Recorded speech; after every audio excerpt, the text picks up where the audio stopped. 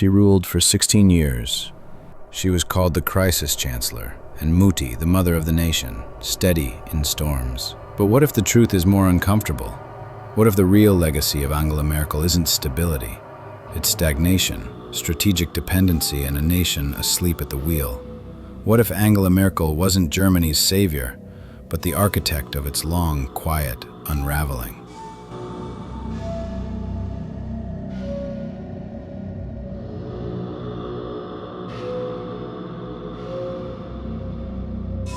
Merkel inherited a Germany on the rise, not because of her, but because of the man before her, Gerhard Schroder. His Agenda 2010 program introduced harsh labor and welfare reforms, Hartz IV, deregulation, activation of the unemployed. The public hated him for it, but it worked. By the time Merkel stepped in, the hard part was done. Unemployment was falling, competitiveness was up, the economy was humming, and Merkel, she did nothing to build on it. She froze everything. For over a decade, she coasted. No new structural reforms, no bold economic moves.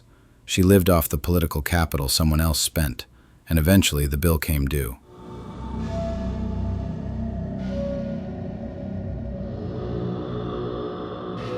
While other nations evolved, Merkel stood still.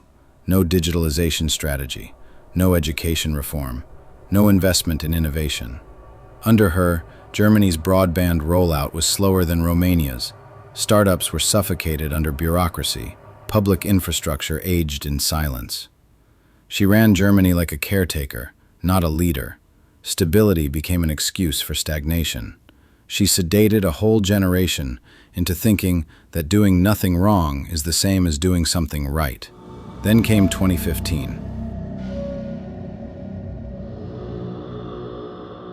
The world watched as Merkel opened Germany's borders in what would become one of the most controversial decisions in modern European history. Wir schaffen das. We can manage this. But could we? Over 1 million asylum seekers entered in a matter of months. There was no long-term plan, no EU coordination, no strategy for integration. German cities and services were overwhelmed. Schools, housing, law enforcement strained to their limits. Social cohesion frayed. Political polarization skyrocketed. The far-right AfD surged in popularity. Merkel didn't just mishandle a crisis. She transformed Germany's political landscape for a generation. And to this day, no one has been held accountable. Merkel also made Germany dependent on a dictator. She shut down nuclear power after Fukushima, a decision made in panic, not logic. To fill the energy gap, she turned to Russian gas. She championed Nord Stream 2, ignoring every warning from allies in Eastern Europe and the US. And when Putin invaded Ukraine, Germany had no backup plan. Its economy, its industry, all vulnerable. Angela Merkel built a house on sand and called it stability.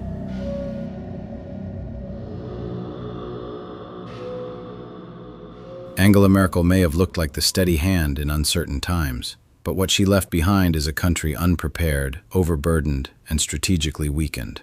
She didn't scream, she didn't crash the system, but she just slowly dismantled it through inaction, wishful thinking, and political sedation.